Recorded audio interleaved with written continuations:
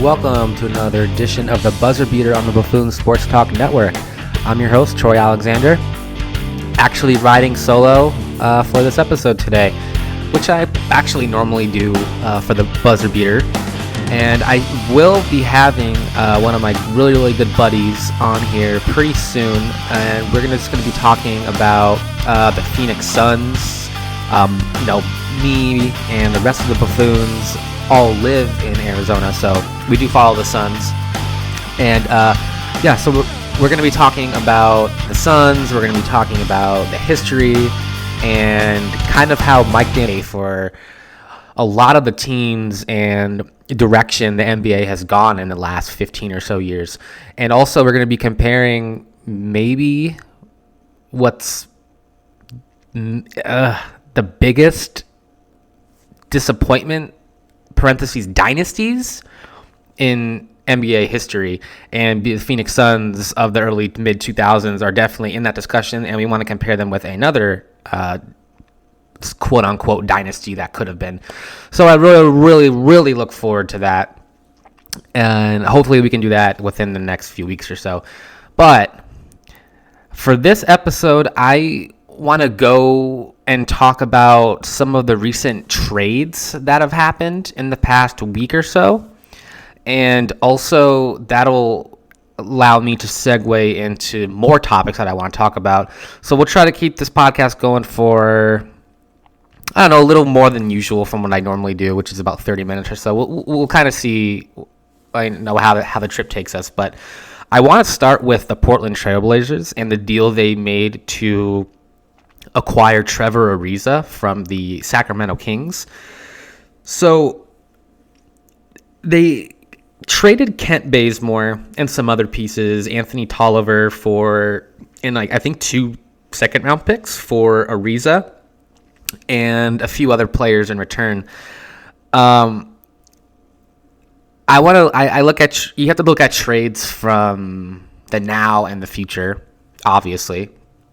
And I look at this for the now for Portland as pretty good. I mean, I don't know. It's kind of interesting because I feel like Bazemore and Ariza are kind of the same player in a sense. I mean, they both shoot the three and they defend, except Ariza's in his early 30s and Bazemore's in his late 20s. So, at that point, it's just kind of like, well, okay, it makes somewhat sense. I mean, I feel like Ariza probably fits Portland a little better, but I think Portland was thinking about this in the grand scheme of it as well, because this saves them. I believe the number was like 12 or 12.5 million in the tax bill, and Portland has the highest tax bill in the league.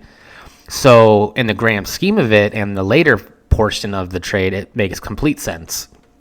They also created a few trade exceptions with the deal as well. They created a $7.1 million trade exception, and I think like almost a $2 million trade exception. I think the number is like 1.8 or 1.7 or something like that. But create 2 trade exceptions and you get Ariza back and you save money in the tax bill. I mean, you can't really ask for more. They still have room to make the long coveted Kevin Love trade that everyone's been waiting for, and everyone that's been anticipating it. So we'll have to see if that's going to happen. I mean, does this push Portland over the hump and get them into the playoffs? I don't think so. I still think Portland has bigger issues. I mean, Hassan Whiteside's just kind of a stat whore. I think he's an issue. The Zach Collins injury really hurt. Their defense at times is just in shambles, and sure, we can sit here and say Carmelo's helped and has scored and helped McCollum and Lillard at times. That may be true, but there's bigger issues here. Portland is not a contender. They're nowhere near it. They need to make more moves, and I don't even think a Kevin Love trade's really going to push them over the hump. It's no disrespect to Kevin Love or anything. It's just the West is very tough. You need a lot of 3-and-D guys in the West because you got a lot of wings that you got to go up against in the West on any given night. So it's a battle out there, and I just don't think Portland has the personnel right now to compete. Will that change? Maybe. we'll have to wait and see. But the silver lining in it all is Portland still has all of their assets. They have the room to make a move, and Neil O'Shea has proved that he'll make some moves. Is that going to be at the expense of CJ McCollum? I don't know, because that's been kind of the long thing with Portland is like, well, we want to be a first or second round team every year? Because in my eyes, that's what I see Portland as. I know they got to the conference finals last year. I know. But you got to look at the road, how they got there. I mean, second round, they played Denver. Denver is very inexperienced. They're a young team. And then round one, you went to 7 games with the Oklahoma City Thunder, and Lillard hit like a 35-foot shot over Paul George to win the series for you. So, and then they absolutely got trounced by the Warriors, rightfully so, in the conference finals. But I just think Portland is just like a second round team max every year. And I just, in my opinion, I don't think backcourts win in the NBA. And sure, if you want to throw the Golden State Warriors argument at me, I think that's a really bad argument, because Steph Curry and Klay Thompson are the best shooters in NBA history. And they had the first best third player ever on their team, who's arguably one of the best defenders in NBA history, in Draymond Green. And you also had another great two-way player in Andre Iguodala as your sixth man. And then after that, you add a top 15 player all time in Kevin Durant. So if you want to throw that argument at me, I don't think that's a great argument to have with me. I don't even remember the last time a great backcourt has won an NBA championship. I just don't think that backcourts win. I mean, look at the Trailblazers. I mean, look at the Rockets. The Rockets have had with James Harden, they've had Chris Paul and Russell Westbrook. I mean, they tried the Ty Lawson experience before that. And it's like, and then I look at the Wizards with, I mean, how long have Bradley Beal and John Wall been together? I just don't. And then there was DeMar DeRozan and Kyle Lowry. I mean, everyone wants to talk about all these great backcourts, but do they win you championships? No, they don't. DeMar DeRozan gets traded, and the next year, the Toronto Raptors win a championship. So, I mean, I understand, LeBron wasn't in the East anymore, and you got a top 5 player back in that trade in Kawhi Leonard. I get it. But if you look historically, backcourts just don't win in the NBA. I feel like if your best players are your backcourts, you're not going to win. And I think Portland needs to address that somehow. I mean, I've been saying for the longest time, I love CJ McCollum. I would take McCollum any day. But I think he's the piece you have to move if you want to get pieces back in return that actually can help you compete. There's been that rumor for like the last 2 weeks that apparently the Philadelphia 76ers were in talks with the Trailblazers about an Al Horford and CJ McCollum move. I don't know if that would be a swap, or there obviously have to be more pieces involved, because that's just how it is. But I mean, I feel like both teams would be getting exactly what they need. I mean, the 76ers need a guy in the half court that can score the ball and shooting, and the Portland Trailblazers need more defenders and definitely a power forward.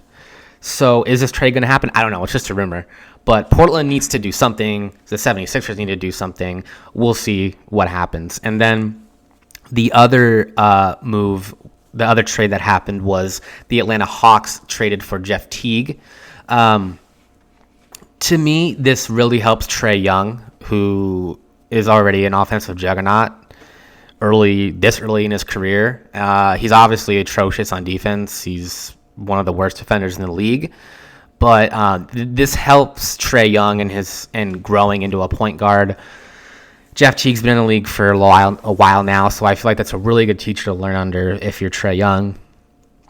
And as far as the Timberwolves, I think most of us that follow the NBA closely have a feeling that this probably isn't going to be Minnesota's last move. They've been rumored They've been trying to get D'Angelo Russell since the summer, and that just didn't pan out.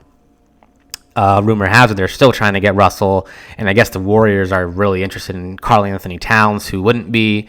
I, for one, personally hope the Warriors do not make this trade, because I do not want to see the Warriors be in contention for the next 5 to 10 years again. I can't stand the Warriors, so I really hope this doesn't happen. But Minnesota is also kind of in a dire straits situation as well.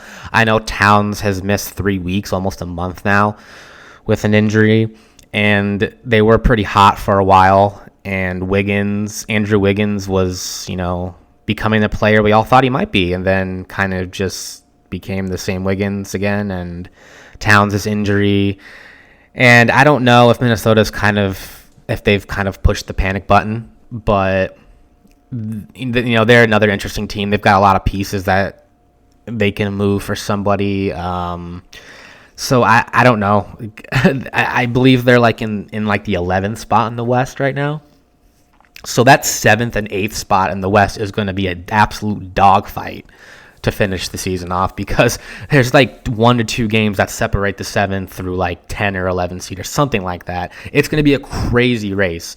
But yeah, I don't think Portland and Minnesota are done making moves. I think something else will happen. But I do want to segue over this these trades kind of are a good segue, because I was just recently talking about the 76ers and the Warriors, and we just saw the Warriors pretty much dominate for 5 years. I know they didn't win every year, but they've apparently, there's always going to be trade rumors, but there was one that really caught my eye, and it was like Ben Simmons and for D'Angelo Russell and something else, or whatever the trade was. But basically, it was a swap of the primary spots of the trade were Russell for Ben Simmons. And I look at this and I'm just like, what? Like, do we want to see the Warriors be dominant again for the next 5 years? Like, to me, Ben Simmons has always been like, he's a Draymond Green, except Draymond's actually not afraid to shoot the ball. Is he effective? No, he's not an effective shooter, but at least he's not afraid to shoot the damn ball. Come on, Ben. And it's like you have 2 Draymond Greens, and Ben Simmons is a better Draymond Green, really. I mean, in my opinion, he is. And it's like you add Ben Simmons to that core of Klay Thompson, Steph Curry, and Draymond Green. Are you shitting me? No, I don't want to see that. No, can you imagine what a nightmare that would be in a transition? The Warriors in their prime are already a nightmare in transition. Can you imagine a Ben Simmons on the run with Steph Curry and Klay Thompson? Oh my God. And then on the flip side, on defense, can you imagine Klay, Simmons, and Draymond Green on the perimeter? No. Please do not make this happen. And then there was another rumor of the Warriors being interested in Karl Anthony Towns. I mean, this isn't as worse as a Ben Simmons trade, but it's still pretty worrisome. I mean, Karl Anthony Towns is like, him, Joel Embiid, and Nikola Jokic are the best centers in the league. And I don't want to see the Warriors with another great player on their team. And it's like I said, I don't think it would be bad as a Ben Simmons deal, but no, I don't want to see it. I mean, I've heard, we all know the Timberwolves are interested in D'Angelo Russell. Is there going to be some type of deal that happens there? I don't know. I don't think Russell is going to be a long-term member of the Warriors anyway. So I'm very curious to see what happens with that situation. But either way, the Warriors are in a great spot because they're going to get a really high lottery pick this year. And they still have D'Angelo Russell coming back, or they still have that piece to trade if they want to. And then all of these guys, these 12 through 15 bench rotation players that are playing this year, they're all going to be experienced coming into next season. So anytime Klay or Steph needs a rest, you've got these guys that played these games this year that get to come in and play for your second unit. So either way, yeah, the Warriors take a hit this year and their 5 years of dominance is over, but they'll be right back in the mix of things next year as a contender as long as they're healthy. And like I said, they still have all these assets to move if they want for another star player. So it still looks like the Warriors are going to be in great shape, unfortunately. And that is a little disheartening for me. But anyway, we'll see if any of those deals happen. But yeah, I was just talking about the playoff race in the West, and something that I think about when I watch basketball or I'm talking about basketball is, okay, so I live in Arizona. I'm an Arizonan. I follow the Phoenix Suns. I'm not a huge Suns fan. They're not my favorite team, but I do follow them and I root for them. I mean, I follow every NBA team, honestly. I'm a gigantic basketball nerd. I love basketball. It's my favorite sport.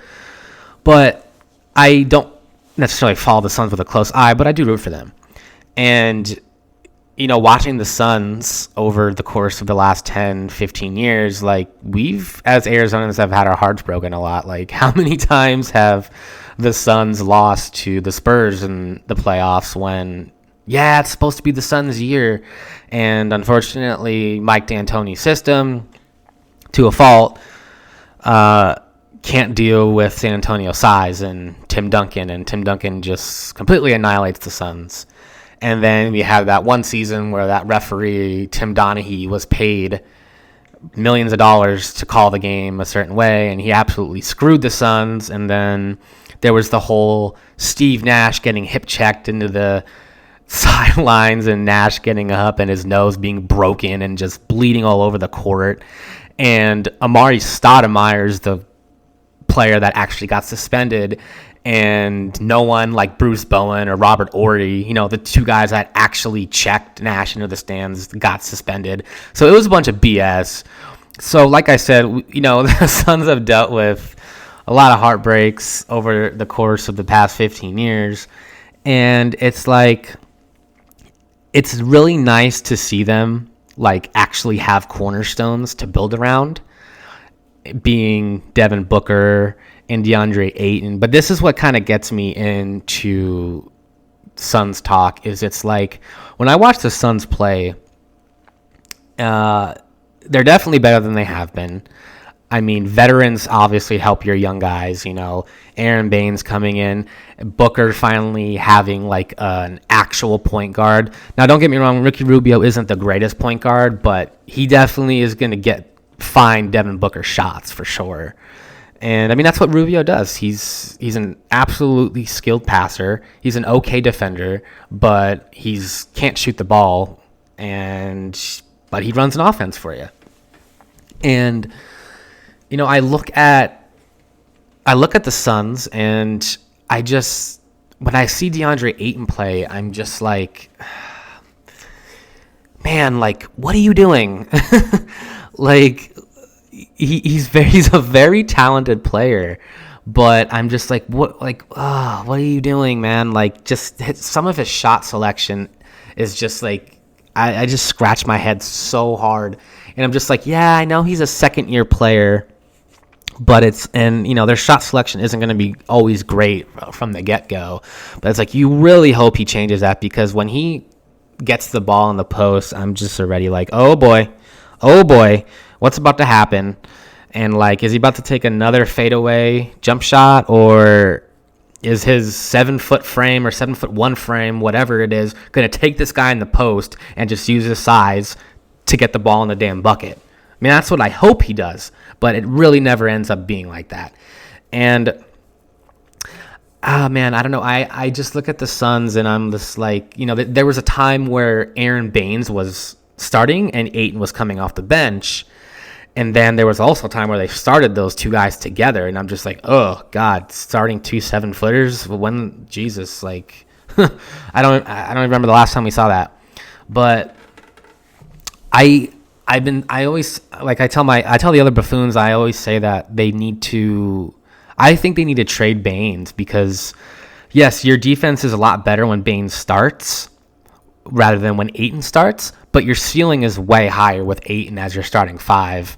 And there's a lot of contenders out there that would be interested in Aaron Baines. I mean, he's got a decent contract. He's a veteran. He's essentially a stretch five. He's a really good three-point shooter, and he's a defensive anchor. I mean, and the guy's a gigantic screen setter. I did not want to run into a screen set by Aaron Baines, man. That dude is like a brick wall. And, I always hear him yelling out defensive plays and for the Suns. Like, he is their defensive anchor. But I think if you're trying to build around Booker and Ayton, you need to be starting those two together. And, I mean, I feel like the Suns should be buyers and sellers come, before the trade deadline, which is in, like, less than 3 weeks now. Like, they've been rumored for, like, 5 or 6 years now to be interested in Kevin Love. I don't know if that's going to happen. I mean, will the Suns make the playoffs if they get Kevin Love? Maybe. They have all the pieces. They have the assets to make a move here. But I don't know. The Suns, Kelly Oubre's improved. I mean, he's probably one of the leading candidates for most improved player of the year.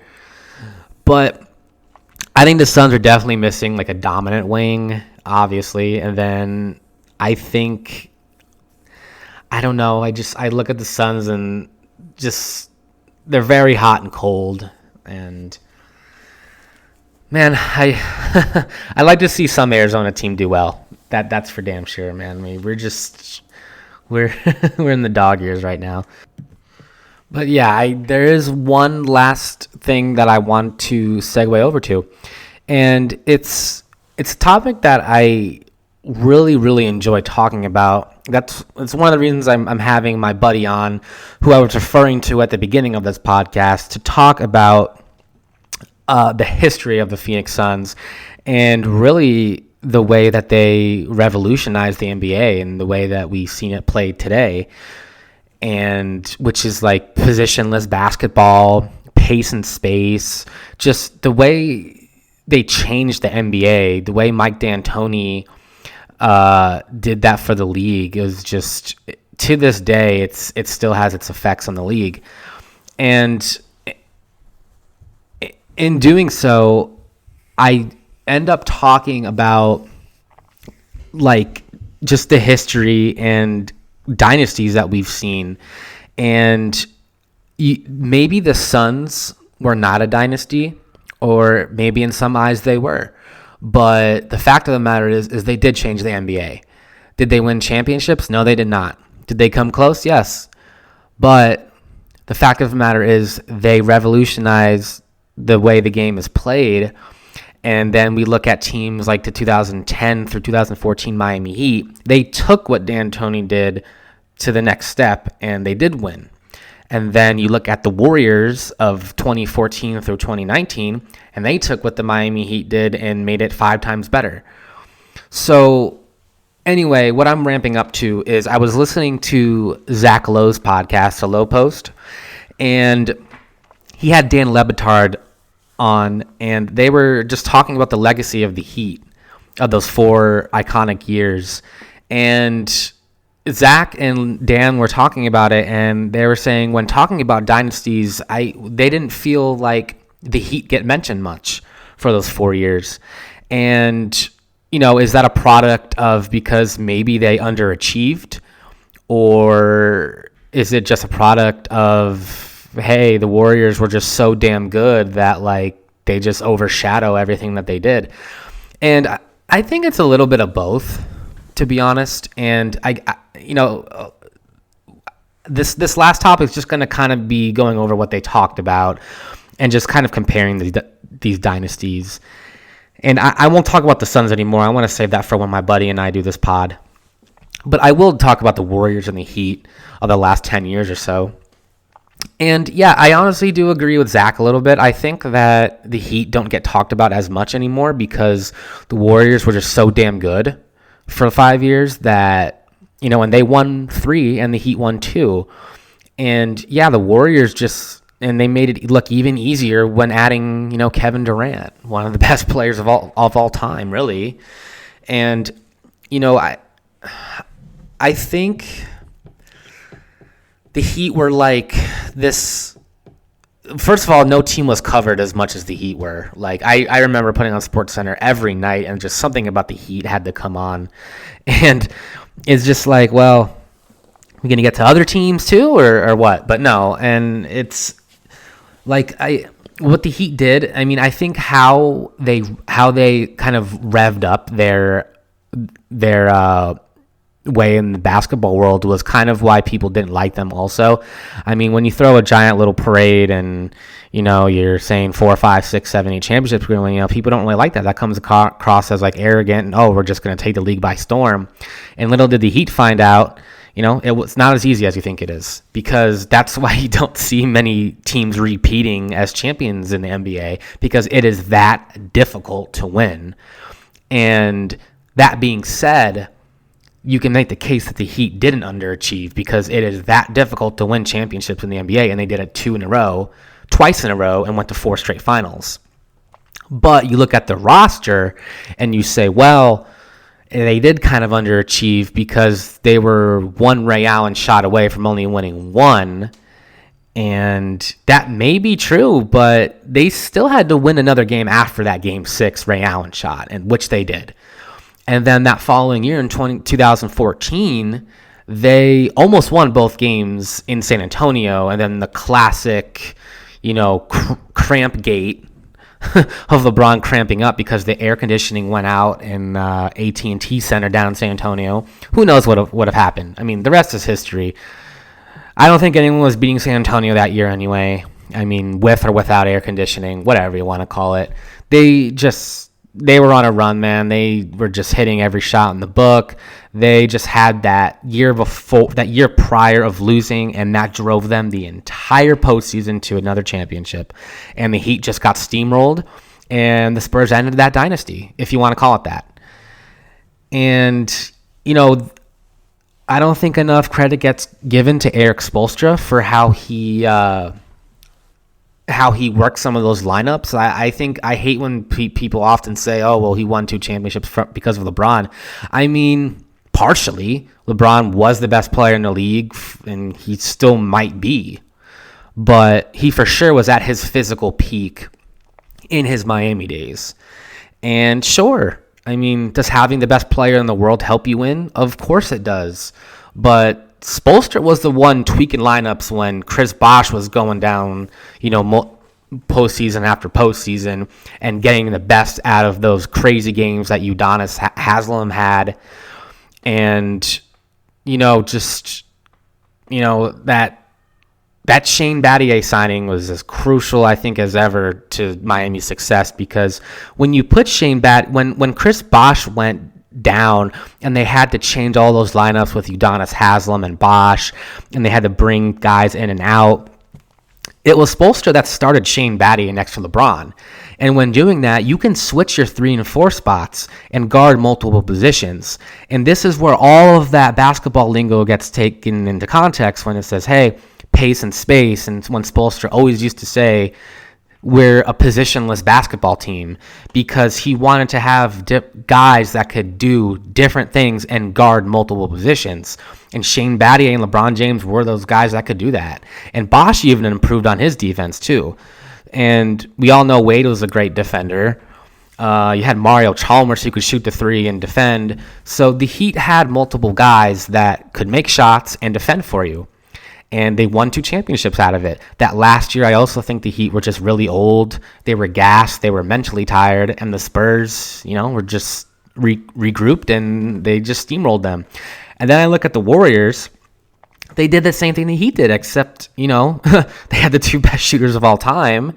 And Steph Curry just changed the way the NBA is played, just with his limitless range. And they did what the Heat did and only took it multiple steps forward. And they were the Heat, but younger, with better shooters and more guys that can shoot and defend.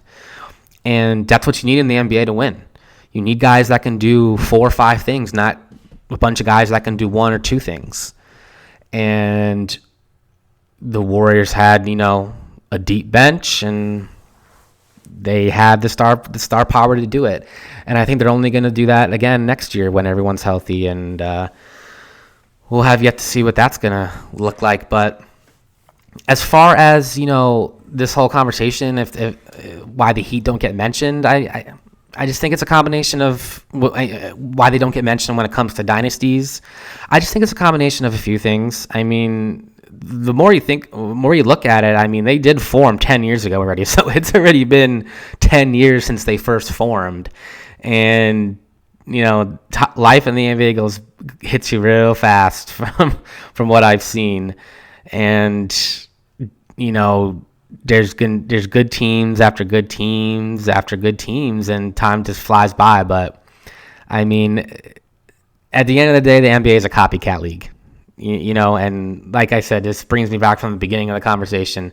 It was the Suns, and then the Heat did what the Suns did and won championships, but made it better. And then the Warriors did the exact same thing.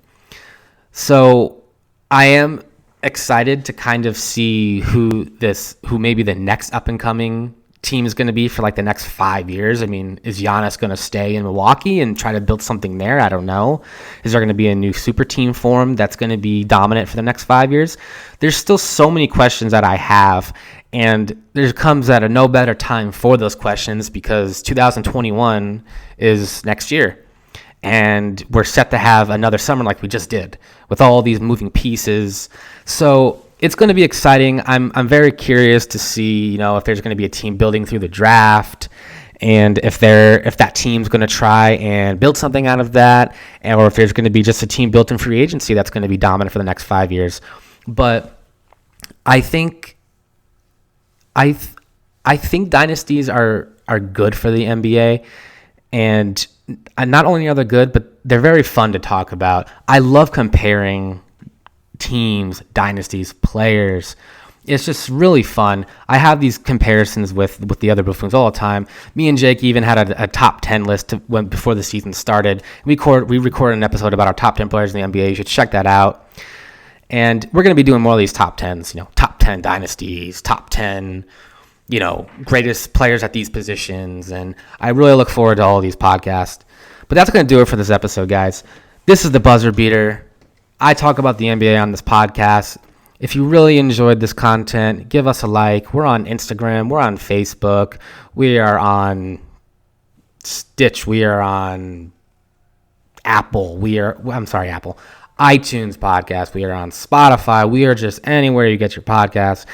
We would really appreciate it if you gave us a like, if you gave us a listen, and just subscribe to our page, because we're going to be giving you guys more content like this weekly. Alex loves to record his UFC podcast. Jake likes to talk about the NFL. Phil likes to talk about the NFL. I love to talk about the NBA. I really like to talk about any sport, really. Like I said, give us a listen. We'll keep bringing in more content, and I look forward to talking to you guys soon. Bullet, take it away.